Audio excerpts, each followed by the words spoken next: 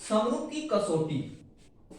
आप कसौटियां को बिना जाने इस समरूप को नहीं जान सकते हैं, और समरूप को बिना जाने 10th क्लास का जो त्रिभुज चैप्टर है आपको कुछ समझ में नहीं आएगा। जब तक आप इस समरूप को नहीं जानेंगे तो ये पूरा चैप्टर आपको कुछ भी समझ में नहीं आएगा, आपके दिमाग से सीधा आगे होते हुए निकल जाएगा, लेकिन आपको कुछ समझ में नहीं आएगा।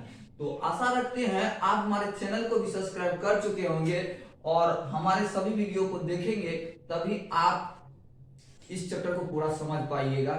एक वीडियो देखने से समझ में नहीं आएगा। तो हमारे चैनल को सब्सक्राइब कर ले और अगला वीडियो आपको सही समय समय पे मिलते रहेगा। तो आप हमारे वीडियो को देखते रहे, और अगर आप विलंब से हमारे वीडियो को देख रहे हैं तो आप हमारे सभी वीडियो को विजिट करके, चैनल को विजिट करके देख ले सभी वीडियो को, और आप वीडियो को देखने के बाद शेयर करना ना भूलें। चलिए अब हम यहाँ पे समरूप की कसौटियां को जानेंगे। क्या होता है समरूप की कसौटियां? देखिए, जैसे कि समरूप होने के लिए 3 कंडीशन है।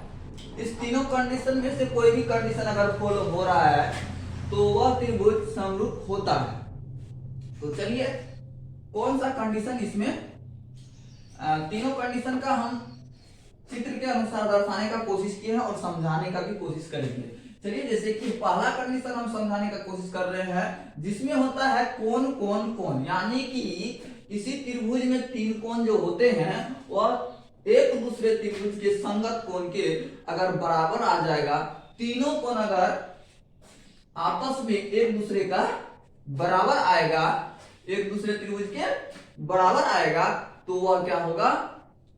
समरूप होगा। यानी कि एक त्रिभुज का एक कोण दूसरे त्रिभुज के एक कोण के बराबर हो, फिर दूसरा कोण उसी त्रिभुज संगत कोण के बराबर हो। मतलब कहने का अर्थ है दो त्रिभुज जो दिया रहेगा उसके सभी संगत कोण अगर आपस में बराबर होंगे तो वह दोनों त्रिभुज क्या होगा? समरूप होगा।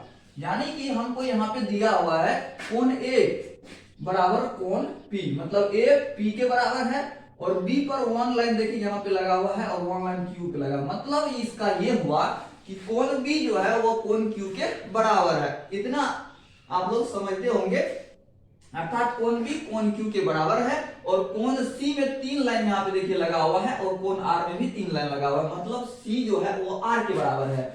अर्थात इसका ये हुआ कि कोण ए इक्वल कोण पी और कोण बी इक्वल कोण क्यू, कोण ए इक्वल पी, कोण बी इक्वल क्यू, कोण सी इक्वल आर, कोण सी इक्वल कोण आर। अर्थात जब तीनों कोण बराबर होंगे तो इस कंडीशन में वह दोनों त्रिभुज क्या होंगे? समरूप होंगे। क्या होंगे?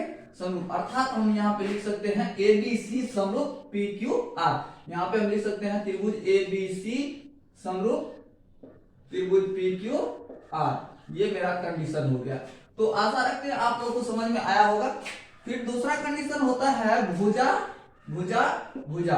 ये तीनों भुजा का कंडीशन ये होता है, ये तीनों भुजा जो होता है दिया हुआ रहता है दोनों त्रिभुज का। उस कंडीशन में अगर आपको तीनों भुजा का अनुपात समान निकले तो उस कंडीशन में हम उस त्रिभुज को समरूप घोषित करते हैं, मतलब समरूप कहते हैं। यानी कि इसका अनुपात अगर हम निकाल के देखें तो PQ को MN के साथ तो 3/9 होता है, क्योंकि छोटा भुजा को छोटा भुजा से ही अनुपात करेंगे तो हमको समानुपाती निकलने का कोशिश होगा। क्योंकि सबसे छोटा 3 है तो सबसे छोटा इसमें कौन है? 9 है।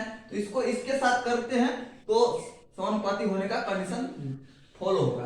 तो 3 और 9 के साथ, और 6 को किसके साथ? 18 के साथ, और 5 को 15 के साथ। अब इसका हम कंडीशन को देखते हैं समानुपात आता है कि नहीं। 6 1 जा 6, 6 3 जा 18, 5 1 जा 5, 5 3 जा 15। सबका 1/3 1/3 1/3 आ रहा है, मतलब तीनों का अनुपात जो है समान है। तो हम ये बताया है कि भुजा भुजा भुजा जब तीनों भुजाओं का अनुपात बराबर निकले तो वह त्रिभुज को हम समरूप घोषित करेंगे। अर्थात यहाँ पे हम लिखेंगे त्रिभुज पी क्यू आर समरूप त्रिभुज MNO, ये समरूप हो जाएगा। तो आशा रखते हैं आपको समझ में आया होगा ये भी। अब चलिए भुजा भुजा कसौटी को तो हम समझ लिए। तीसरा कसौटी जो है भुजा कोण भुजा यानी SAS, ये AA का मतलब हुआ एंगल एंगल एंगल, और भुजा भुजा भुजा का ये जो SSS दिया इसका मतलब हुआ साइड साइड साइड, और भुजा कोण भुजा का मतलब हुआ यहाँ पे SAS, जिसको हम कहते हैं साइड एंगल साइड। तो चलिए हम यहाँ पे अब तीसरा कंडीशन को भी जान लेते हैं, और हमारे चैनल को आप लोग सब्सक्राइब कर लीजिए जितना जल्दी हो सके, और अपने दोस्त को भी शेयर कर दें। भुजा कोण भुजा का मतलब हुआ कि ये भुजा दो, मतलब यहाँ पे दो भुजा दिया हुआ है और बीच में एक कोण दिया है। जिस दो भुजा के बीच में कोण रहेगा, मतलब कहने का अर्थ है जो दो भुजा का अनुपात बराबर रहेगा, उस दो भुजा के बीच वाला कोण अगर बराबर रहे तो उस कंडीशन में हमारा त्रिभुज समरूप होता है। यानी कि हमको यहाँ पे देख रहे हैं कि AB बाय DE 4/6 और 6 BC जो है और EF के अनुपात में 6/9, ये दोनों बराबर अनुपात निकलेगा। जैसे कि देख लीजिए हम निकाल के दिखाते हैं। 4/6 बराबर 6/9, 3 2 जा 6, 3 3 जा 9, 2 2 जा 4, 2 3 जा 6, 2/3 2/3। समान अनुपात का जो भुजा निकला उसके बीच वाला कोण अगर बराबर है, यानी इस दोनों भुजा के बीच में कौन कोण है, ये कोण, और इस दोनों भुजा के बीच में कौन कोण, ये कोण, अगर ये दोनों कोण बराबर होंगे, ये कोण और ये कोण बराबर होने से कोई कंडीशन नहीं बनेगा, ये दोनों कोण बराबर होने से कोई कंडीशन नहीं होने वाला है, और ये कोण बराबर होने से कोई कंडीशन नहीं बनने वाला था। सिर्फ और सिर्फ जो भुजा बराबर समान अनुपात में आ रहा है, उस भुजा के बीच वाला कोण अगर बराबर रहे तो ही भुजा कोण भुजा कसौटी यानी SAS से वो त्रिभुज समरूप होता है। तो यहाँ पे हमको दिया हुआ है कि ये दोनों अनुपात बराबर है दोनों भुजा का, और इसके बीच का कोण जो B और E है वह एक दूसरे का बराबर है, क्योंकि यहाँ पर भी एक लाइन लगा हुआ और यहाँ पर भी एक लाइन, मतलब संकेत रूप में ये दिया हुआ है कि B जो है वह E के बराबर है। अतः आप लोग को समझ में आ गया होगा कि त्रिभुज ABC जो है वह DEF के समरूप है। तो हम यहाँ पे स्पष्टता लिख सकते हैं